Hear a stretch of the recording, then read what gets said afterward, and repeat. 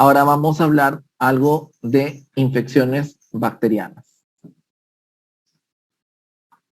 En infecciones bacterianas nos preguntan, varón de 38 años procedente de Huarochirí, tiene fiebre, al examen físico nos describen dolor en la articulación sacroiliaca y una sacroileitis. ¿Cuál es el diagnóstico más probable?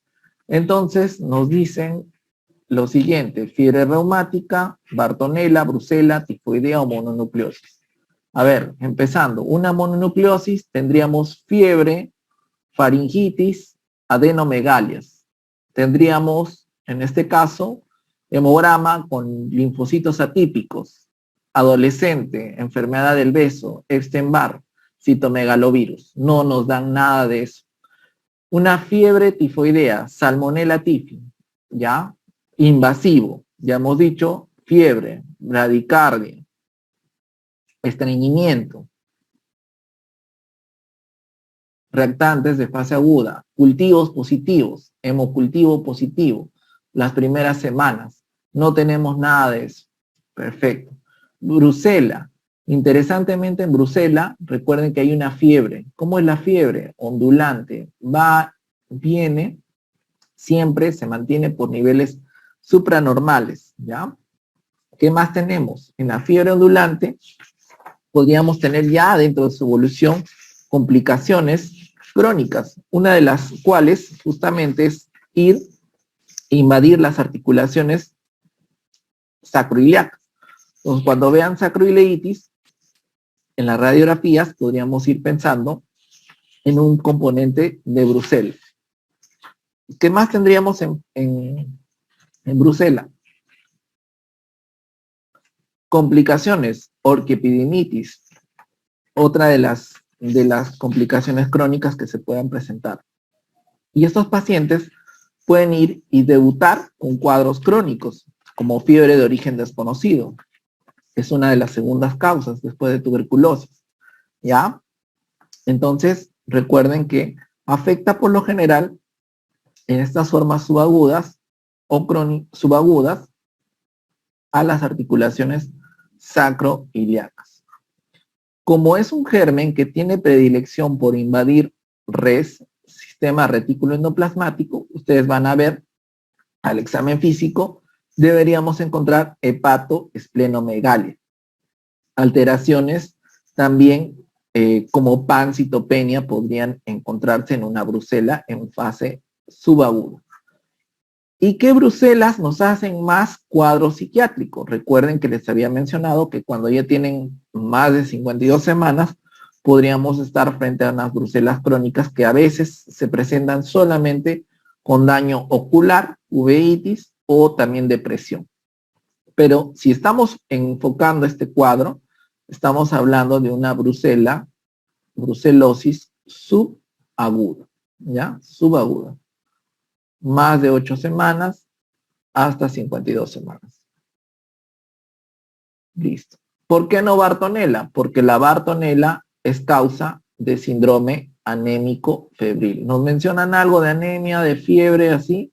No hay anemia, no hay nada. Si es un cuadro agudo, tendríamos un deterioro muy rápido. Si es un cuadro crónico, tendríamos lesiones dérmicas, tampoco. Y fiebre reumática, bueno, por exclusión tampoco. Entonces, de esto, Brucela, ¿no? ¿Cómo hacemos el diagnóstico de Brucela? Principalmente recuerden que para hacer screening, el screening de Brucela lo vamos a hacer con rosa de Bengala. Si uno ya quiere hacer un diagnóstico mucho más fino, podríamos pedir aglutinaciones en placa o en tubo, ¿no? Por lo general, 1 en 25 positivo, aglutinación en tubo. Y para el seguimiento, para buscar la seroconversión, degradación de IgM e IgG, el 2-mercaptoetanol. También podríamos hacer hallazgo en mielocultivos, sobre todo en los cuadros de fiebre de origen desconocido. Tratamiento, doxi con rifa, ¿no? Doxiciclina y rifampicina por unas 6 semanas, al menos de tratamiento. Perfecto. Miren, gestante de 38 años, dice tiene 2 semanas de fiebre, ictericia, inyección conjuntival y mialgias. En el laboratorio nos describen un patrón colestásico intrahepático. ¿Cuál sería el diagnóstico más probable? Entonces, dentro de lo que hemos diferenciado, acá hay fiebre, ictericia, inyección conjuntival y mialgias. Entonces, recuerden lo que les dije. ¿Cuáles son las causas infecciosas de síndrome ictérico febril? Tenemos 3 posibilidades. 1, malaria. 2, leptospira. Y 3, podríamos tener hepatitis. Síndrome anémico febril. Bartonella a la cabeza. Dengue como una complicación. Recuerden las complicaciones agudas. Y las uncinarias. ¿Ya? Dentro de los diferenciales. Entonces, para nosotros, encaja acá nuestro paciente en un ictérico febril. ¿Podrá ser malaria?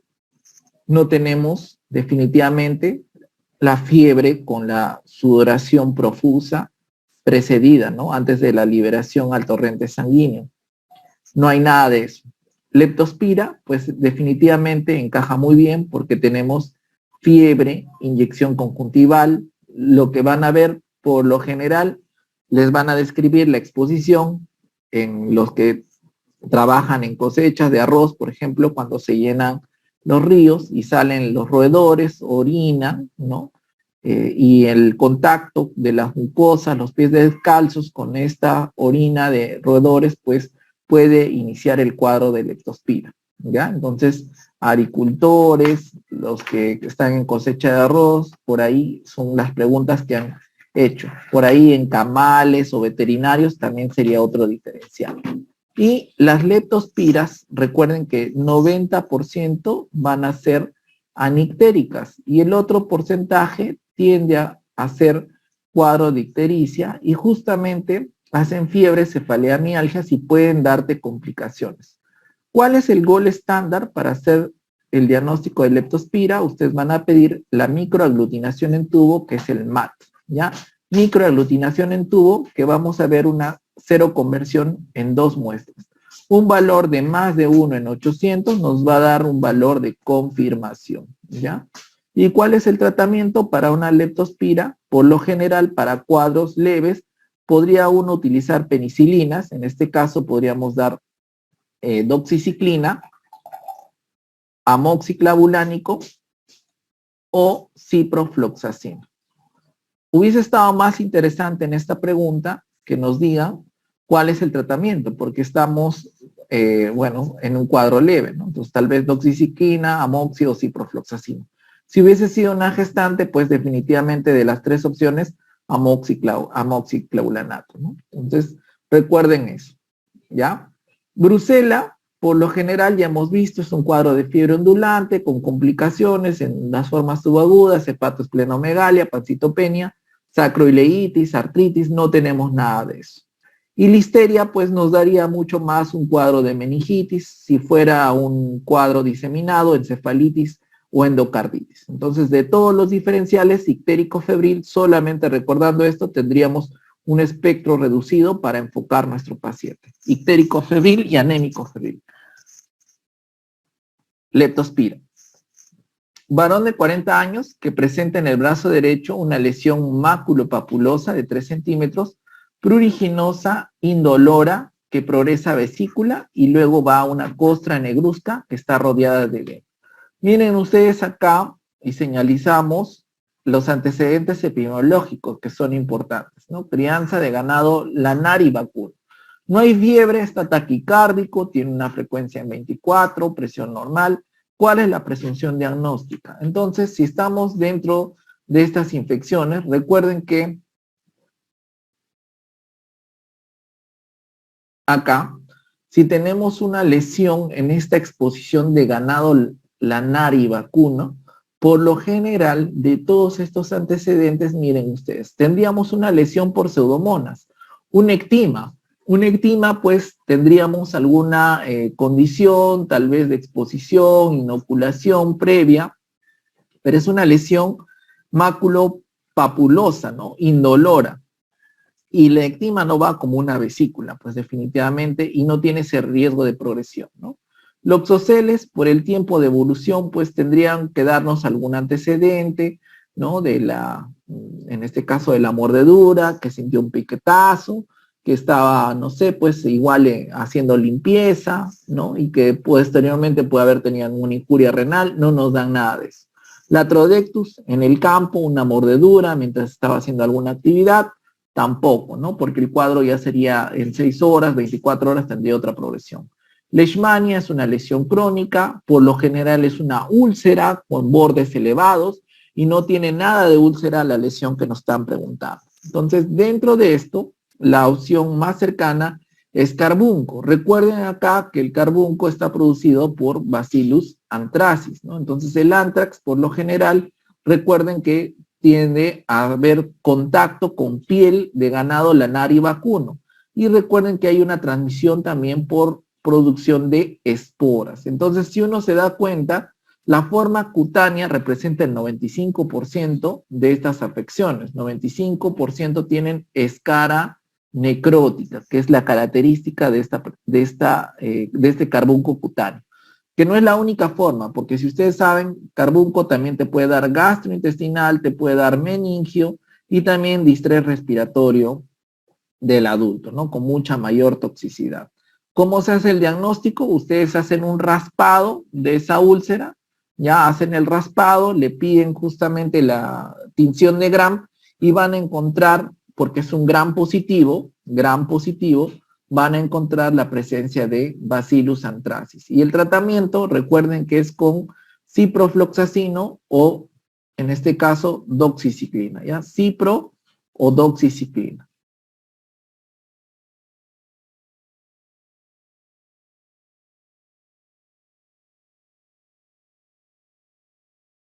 Muy bien.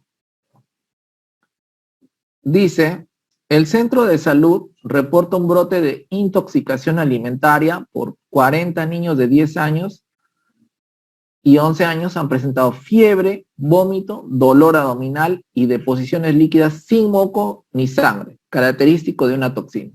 Luego de 6 horas, ya, perfecto. Entonces en su cabeza ya saben, puede estar Staphylococcus aureus, producto de ensalada y mayonesa. Perfecto. Y justo la pregunta está ensalada y mayonesa. Puede estar Bacillus cereus con arroz frito. Perfecto. ¿Está? No está. Puede estar los vibrios también. Y no está. Norwalk tampoco está. Listo. Entonces, ¿cuál es el agente etiológico más probable de todos ellos? No es Shigella, no es cólera, tendrían ya muchas más diarreas. Bacillus cereus no nos dan el antecedente de carne o de arroz frito. Salmonella. Salmonella sería el otro diferencial luego de estafilococo, ¿no? Porque acá también están dándole el antecedente de consumir ensalada y mayonesa, ¿no? Entonces a veces salmonella puede tener este comportamiento, pero hacemos el diagnóstico diferencial. Obviamente Shigella ya tendrías diarrea con sangre, Bacillus cereus es una diarrea líquida con bastante vómito, ¿no? Que se autolimita también sin antibióticos, y Vibrio cólera pues sería mucho más profusa, ¿no? Con 6 días de la diarrea por lo menos. Entonces, dentro de los diferenciales, salmonella nos queda como opción. Muy bien, adolescente procedente de la región tropical de Perú, dice tiene lesiones infiltrantes en la frente, pómulo y pabellones auriculares. Además, pérdida de la sensibilidad con atrofia tenar e hipotenar. En el laboratorio nos dan VAR positivos y un test de Mitsuda negativo. Entonces, ¿cuál es el diagnóstico más probable?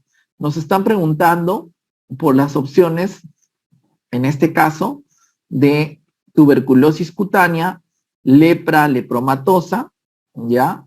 Micosis fungoide y linfoma cutáneo, ¿no? Entonces, dentro de lo que ustedes deben tener en cuenta es que si tiene lesiones diseminadas, como ven ustedes en frente, pómulo, pabellones auriculares, y tiene alteración de la sensibilidad distal, por lo general en manos, esto debe orientarnos a una presentación dentro de las formas, en este caso, invasivas de algunas micobacterias.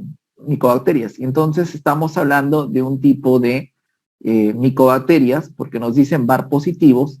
¿Qué otro VAR positivo sería si no tenemos una tuberculosis, Mycobacterium tuberculosis, Mycobacterium leprae, ¿no? Entonces, recuerden ustedes que uno puede tener justamente la positividad para estas formas tanto de lepra tuberculoide y lepra lepromatoide, ¿no? Lepromatosa, ¿ya? Entonces, uno puede utilizar para hacer el diagnóstico algunos test, como el test de la lepromina, que es como un PPD, en el cual nos va a detectar, ¿no?, dentro de cierto tiempo, la posibilidad de hacer el diagnóstico de presencia de anticuerpos, ¿ya? Entonces, si uno tiene lepra tuberculoide, por lo general, vamos a ver que tiene, por lo general, manchas, nódulos, ¿no? En esta lepra tuberculoide vamos a tener la presencia de un test de Mitsuda, que es positivo, y vamos a encontrar granulomas con células gigantes, ¿no?, de Langerhans. Son las diferencias. Grandes tamaños, deformidad y todo. Perfecto. Y en la lepra lepromatosa, vamos a ver que esta es la invasiva, es decir, es progresiva, sistémica, y esta no te va a afectar sistema nervioso central, pero sí te va a afectar todos los nervios periféricos. Uno se pone a palpar los nervios, ¿no?, sural, y vamos a encontrar, en este caso, un engrosamiento de los nervios. Producto de esa alteración de la sensibilidad, vamos a ver atrofia tenar, hipotenar, ¿no? En este caso, como lo que se está presentando en manos. Y en este caso, también vamos a tener los test de Mitsudas, que son negativos. En conclusión, si estamos frente a la presencia de bacilos positivos, no vamos a pensar como opción una micosis fungoide ni un linfoma cutáneo. Estamos frente a dos posibilidades, una TB cutánea, que es muy difícil que te den con una biopsia un VAR positivo, porque en este caso no tiene el compromiso neurológico, lo alejamos, y del Mycobacterium leprae, justamente la forma lepromatosa es esta que te da esta forma de presentación diseminada con afectación del sistema nervioso periférico y que te puede dar esta reacción de Mitsuda, que no es diagnóstica, simplemente te ayuda a ver la capacidad de respuesta inmunológica que puedas tener a través de una medida, como si fuera un PPD, y vamos a ir viendo justamente que en la lepra lepromatosa no va a haber esta respuesta inmunológica, porque ya hay un compromiso severo inmunológico, por eso es que se ha visto la progresión, afectación sistémica y de compromiso de nervios. Entonces, para nosotros sería la clave lepra lepromatosa de todas maneras, ¿ya? De todas maneras. Entonces, definitivamente, bueno, esta es una pregunta también reciente que ha estado viniendo. Entonces, si nos preguntan a nosotros, ¿cómo hacemos el abordaje terapéutico? Recuerden que muchas de estas formas van a tener justamente resultados, en el caso de las lepras lepras lepromatosas, pueden ser multibacilares, varios bacilos, multibacilar, y en las lepras que están intermedias, tuberculoides, pueden ser pocos bacilos, ¿ya? Entonces acá son paucibacilares. Entonces, uno, si quiere empezar a dar un tratamiento, recuerden que las opciones terapéuticas hoy en día ya están estandarizadas, incluyen el esquema con Dapsona, Dapsona, ojo, rifampicina, y la tercera es clofazimina, ¿ya? Por lo general, lo único que va a variar es la duración del tratamiento. Para tuberculoide vamos a dar 6 meses y para lepromatosa van a ser 12 meses. Entonces, en base a eso, ustedes hacen su diferenciación. Por lo general es el mismo esquema, solo que la duración cambia, ¿ya? Entonces, ojo con esa pregunta, ¿ya? Que ha venido ahora último. Varón de 25 años que consume comida de la calle, así como carne enlatada, acude al consultorio por presentar 30 días de mialgia, fiebre, cefalea y deposiciones líquidas en regular cantidad, sin moco, sin sangre, y tiene una diarrea crónica. Diarrea crónica, ¿cuál es el agente causal? Si estamos frente a una diarrea crónica, ¿será un Staphylo aureus, que es por toxinas? No. Si es una diarrea crónica, ¿será E. coli enterohemorrágica, un SHU? No. Una listeria, por lo general, puede ser subaguda, ¿no? Por lo general ya hemos visto los grupos de riesgo comprometidos. Una E. coli enterotoxigénica, no, porque el periodo de incubación es muy rápido. Entonces, de todas ellas, pues la opción más, digamos, disponible podría ser, en este caso, listeria, forma no invasiva, disculpen acá, porque la listeria, pues, tiene mialgias, fiebres, cefaleas acá, sin moco, sin sangre, ¿no? Diarrea crónica también podría ser por Giardia lamblia, ¿no? Pero como hemos visto, en Giardia el cuadro clínico iría más con un cuadro de enteropatía perdedora de proteínas. Tendríamos las características de las deposiciones, ¿no? Que pueden ser con pérdida de grasa, ¿no? Entonces no estamos viendo esas características. Acá sí nos dan carne enlatada. Entonces el dato sería, ¿no? Si fuera una giardia, también la giardia se puede adquirir por comida de los ambulantes, pero la listeria en este caso sí puede predisponerse porque la listeria puede sobrevivir justamente en situaciones de carne enlatada o congelada. La otra forma de adquisición es por comer helados, justamente, y vienen los brotes, ¿no? De listeria no invasiva. Porque si fuera invasiva ya tendríamos la forma de compromiso con meningitis y endocarditis, ¿ya? Endocarditis. Muy bien.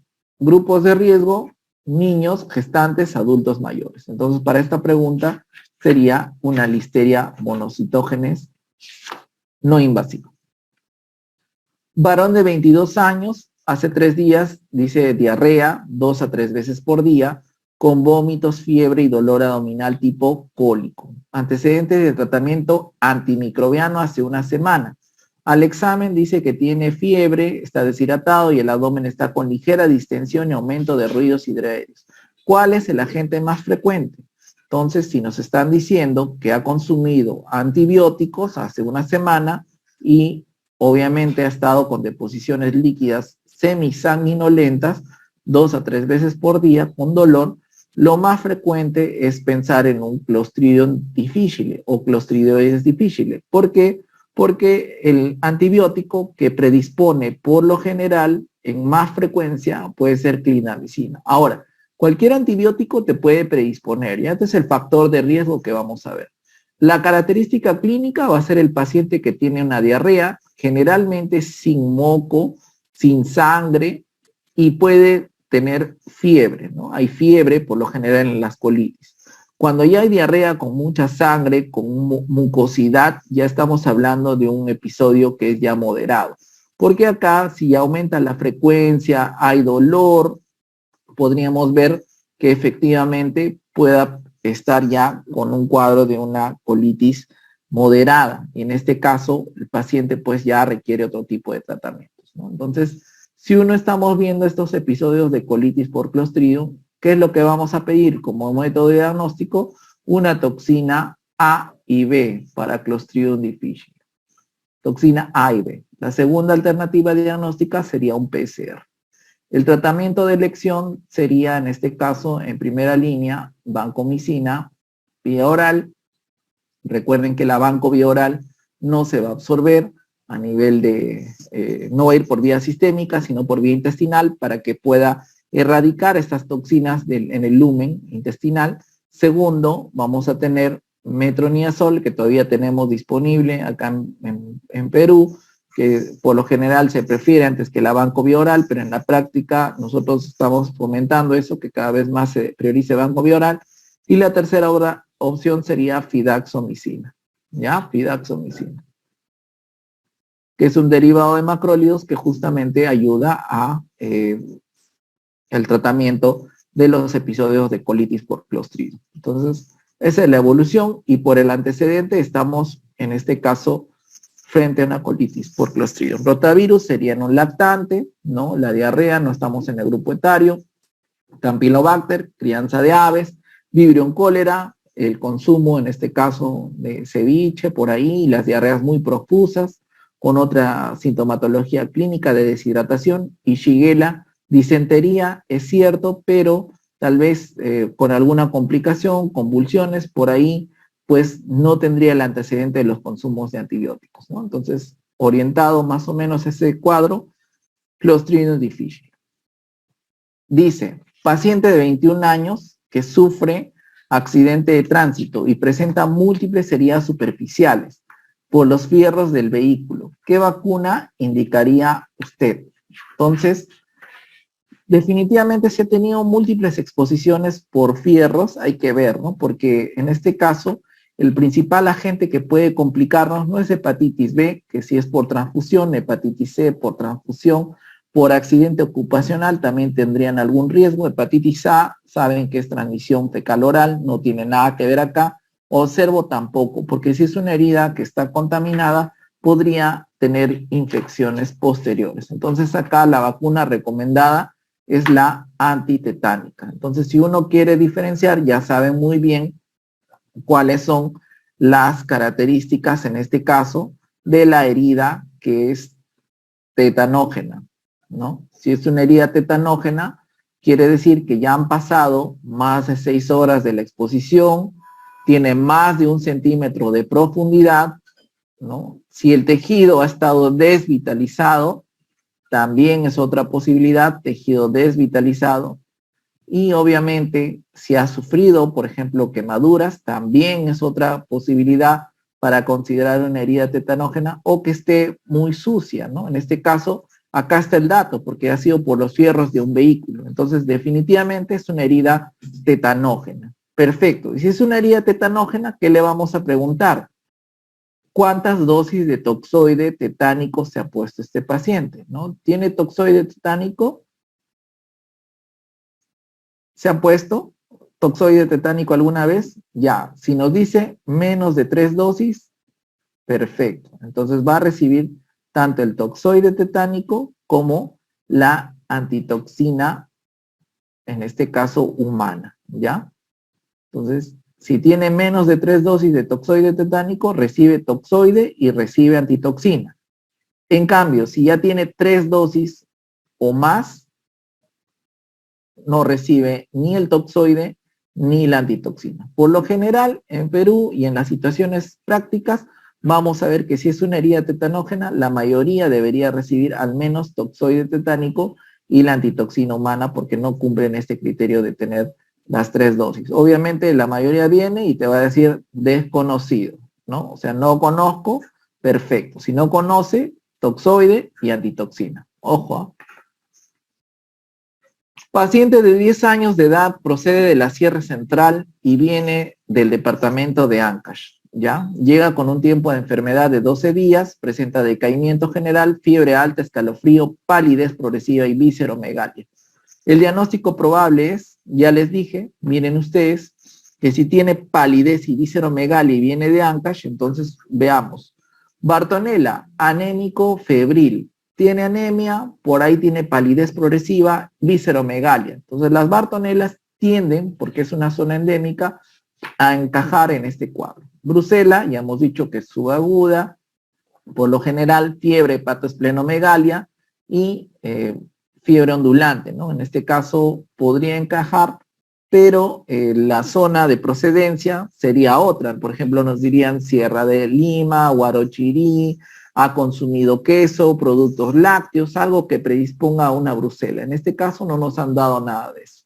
Dengue sería en una zona, Lima también tiene dengue, pero por lo general ya con el tiempo de 12 días, una fiebre por dengue pues no va a durar más de 7 días, ¿cierto? Ya hubiese tenido una complicación en el día 3 a 5, que es lo usual. Y una fiebre amarilla para 12 días ya pues hubiese estado en un cuadro muy extenso, severo, con complicación. Y es un ictérico febril también diferencial, aunque es muy estrepitoso, ¿no? La evolución. Entonces, malaria también sería otro ictérico febril, pero la fiebre sería cada 2 o cada 3 días, dependiendo de la presentación y del tipo de malaria. Entonces, de todo lo que hemos mencionado acá, Bartonella sería lo más frecuente. Recuerden que en Bartonella, entonces estamos en las zonas endémicas de Bartonella, Ancash, nos dan Cajamarca. ¿Qué otra zona nos pueden dar? Piura, Amazonas, principalmente son las involucradas. Entonces, vamos a ver acá, agente etiológico, tiene su luxomia, ¿no? Que está ahí rondando 500 a 3.200 metros sobre el nivel del mar, le picó, peridomiciliario, y tienes la fase aguda, es decir, la fase aguda de Carrión. En este caso tiene la palidez, ya hemos visto hepatomegalia, ictericia, soplo, a veces puede haber ganglios. Y la fase crónica, que es la fase donde ya hay predisposición a afectar las células endoteliales, es decir, las lesiones dérmicas. Entonces acá ya tienen ustedes cuadro dermatológico y no tenemos ni forma miliar, ni gular, ni nodular. Entonces estamos acá en aguda. ¿Cuál sería el tratamiento? Perdón, el diagnóstico para esta fase aguda. Si queremos hacer diagnóstico en fase aguda, podríamos pedirle un frotis, una gota gruesa. Nos va a dar positivo. Si quisiéramos hacer hemocultivos, también nos puede dar positivo en la fase aguda. En cambio, en la fase crónica ya no van a tener mucho rendimiento y en asintomáticos, peor todavía. Entonces, ahora sí, el tratamiento. ¿Cuál sería el tratamiento de la Bartonella en fase aguda? Definitivamente, si es que es un cuadro que no está complicado y estamos viendo un caso de esta Bartonella aguda, sería ciprofloxacino, ¿ya? En fase aguda, no complicado. Y si se complica, lo único que van a hacer es en complicada al ciprofloxacino en adultos graves le van a sumar al ciprofloxacino la ceftriaxona. Porque acuérdense que las bartonelas pueden complicarse con complicaciones meningias, sistema nervioso central, y también con infecciones oportunistas. Complicaciones de la bartonela, neurobartonelosis y complicaciones oportunistas, salmonela, malaria, toxoplasmas, bacteremia por bacilos gram negativos, insuficiencia cardíaca y pericarditis, ¿ya? Entonces, recordar todas esas complicaciones y las opciones de tratamiento. Muy bien. Hola, vamos a continuar con la pregunta. Infecciones bacterianas. Agricultor de 17 años de edad que desde hace un día tiene diplopia y disminución de la agudeza visual. Tiene disartria, disfagia, regurgitación y debilidad muscular progresiva con náuseas y vómitos y luego dificultad respiratoria. Nos dicen que el análisis de sangre, de orina y de líquidos cefalorraquídeos están normales. ¿Cuál es el diagnóstico más probable? Entonces acá probablemente tienen un factor que es el cuadro neurológico que está yendo de una manera, como ustedes ven, progresiva, ¿no? Disartria, disfagia, regurgitación y luego hasta la disnea. Perfecto. Entonces, recuerden que tanto tétanos, que es producido por Clostridium tetani, que es un bacilo gram positivo, te va a dar una clínica, ¿no?, de progresión descendente, que puede ser un tétano generalizado, pero que principalmente vamos a ver cefalea, irritabilidad, trismo, el periodo de estado, ¿no?, donde vamos a ver risa sardónica, el opistótono. Entonces no hay nada de esto en esta exposición. Y por lo general, el factor de riesgo involucrado sería pues una herida traumática, mordedura de animales, abrasión, usuario de drogas endovenosas, nada por el estilo. Entonces, definitivamente por ahí no hay algo que nos oriente. Y ya, recuerden que el diagnóstico de tétanos es netamente clínico, donde se tiene que asegurar principalmente en un tratamiento de la protección de vía aérea en la primera hora si es que el paciente está crítico, ¿no? Vía aérea. En el caso del botulismo, definitivamente hay que buscar algunos factores de riesgo, porque recuerden que estos bacilos, también gram positivos anaerobios, están en esporas y están en los suelos. Entonces, por ahí resisten al calor y eso favorece la entrada. Entonces, si uno tiene, pues, casualmente algún otro factor de riesgo, heridas, ¿no? Donde pueden estar ahí involucradas por el contacto directo con el suelo, o consume productos enlatados, ¿no? Muchas veces la miel, por ejemplo, enlatada, ya viene la toxina preformada, son factores para el botulismo. ¿Y cuál es la clínica del botulismo? Igual también vamos a tener una debilidad descendente y es simétrica, ¿no? Entonces, como ustedes están viendo, en este caso, tenemos un paciente que no ha hecho fiebre, aparentemente tiene el compromiso de disartria, puede haber diarrea, puede haber tosis, ¿no? Y por lo general llega a ser el cuadro posterior de insuficiencia respiratoria. Entonces, si a uno le hace punción lumbar a estos pacientes con botulismo, por lo general van a encontrar que está normal, no hay alteraciones, porque recuerden que el estatus de conciencia no va a estar alterado, al igual que en el caso del tétanos, ¿ya? No hay compromiso del estado de conciencia. Entonces, el diagnóstico de botulismo puede hacerse pidiendo toxinas, pero es muy difícil y lo que se prefiere es hacer el tratamiento en el caso del botulismo, si es que es por heridas, vamos a hacer debridamiento, darle penicilina, por ejemplo, que sería otra opción, y toxoide tetánico también de todas maneras, si es que ha sido por heridas, ¿no? Entonces, las antitoxinas van a neutralizar justamente esas toxinas libres que se liberan, ¿ya? Perfecto. Entonces, dentro de los cuadros que estamos viendo, hasta ahorita el que va más encajando es el botulismo. Una ruptura de aneurisma definitivamente se descartaría.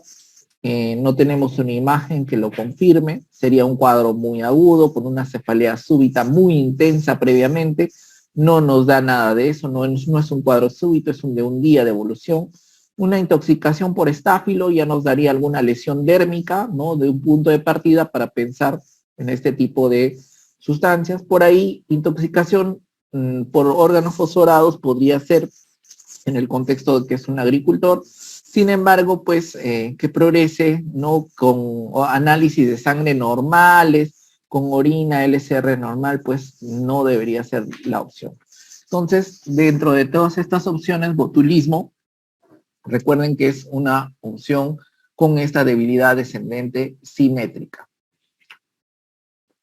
Niño de 10 años con fiebre, que tiene 39-40 hace una semana, dolor y tumefacción submaxilar derecha. La orofaringe está congestiva, nos dicen amígdalas hipertróficas y tiene múltiples caries dentales. Entonces, si uno tiene ya este antecedente o otra vuelta el foco dental, vamos pensando en agentes que pueden estar predisponiendo a algunas infecciones. Recuerden que los focos dentales pueden predisponer a endocarditis, abscesos, y lo que nos dice es que hay restos radiculares en segundo molar inferior y además piorrea en gingiva, ¿no? Entonces ya hay un compromiso con extensión, con piorrea, que está dando probablemente un absceso. Entonces, el diagnóstico no es una gingivitis, es decir, no solamente es un proceso localizado, una adenitis podría ser una inflamación local, una osteomielitis podría ser siempre y cuando nos den alguna radiografía, evidentemente hay restos radiculares, nos dicen,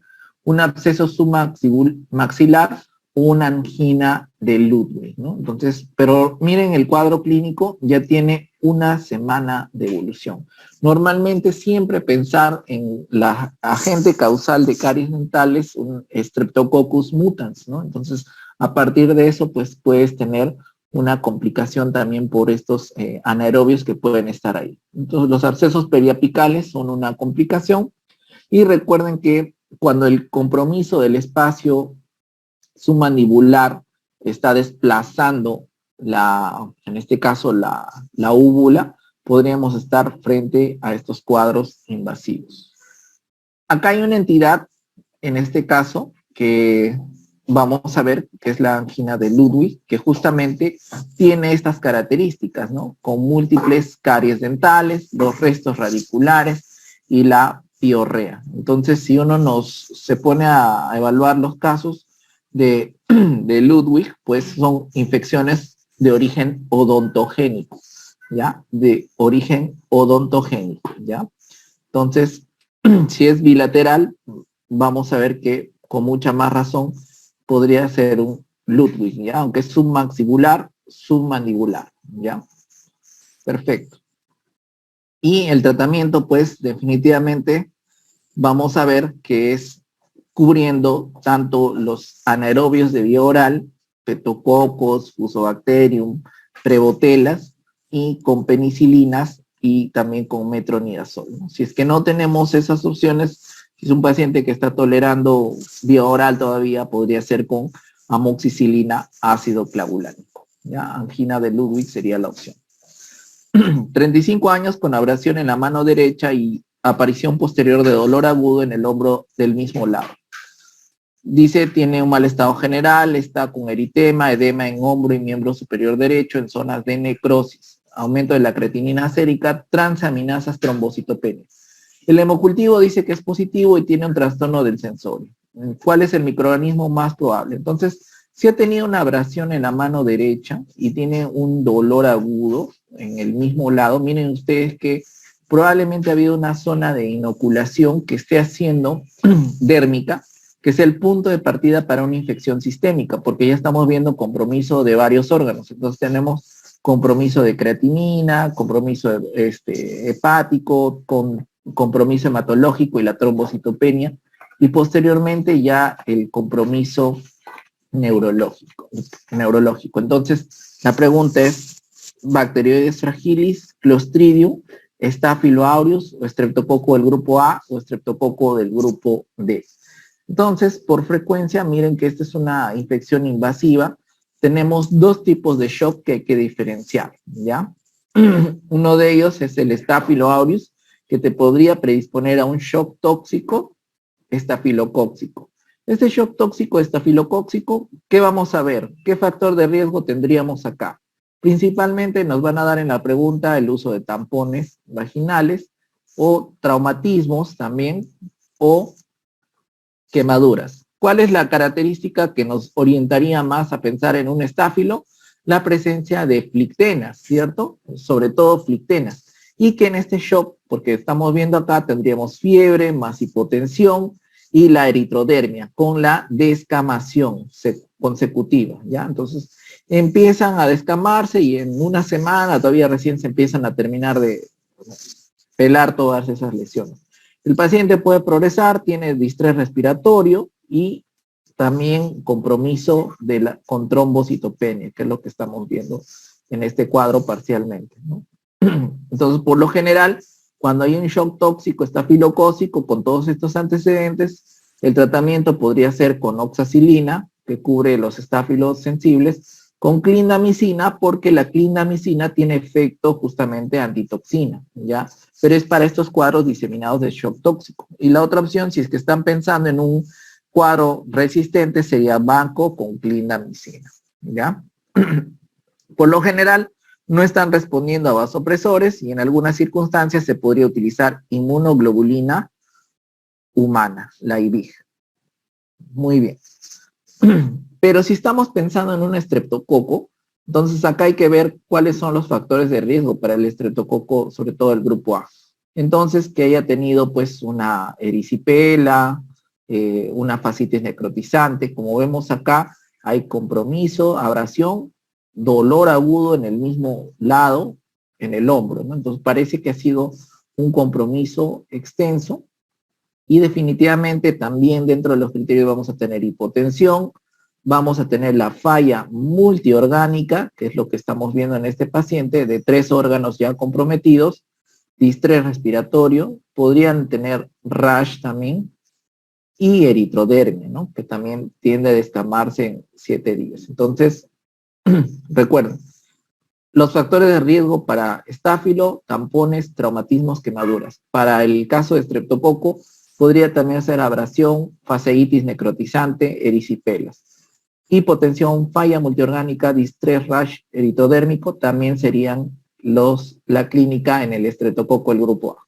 Entonces acá recuerden que uno puede utilizar como opción de tratamiento principalmente debridar, ¿no? Debridamiento quirúrgico y utilizar para el caso del estreptococo las penicilinas, porque la penicilina G es altamente activo sobre los estreptococos del grupo A, combinado con clindamicina que podría tener algún efecto antitoxinas, ¿ya? Porque son shock tóxico estreptocócico también mediado por algunas superantígenos. Neutralizan justamente las inmunoglobulinas humanas estos superantígenos que producen estos dos cuadros.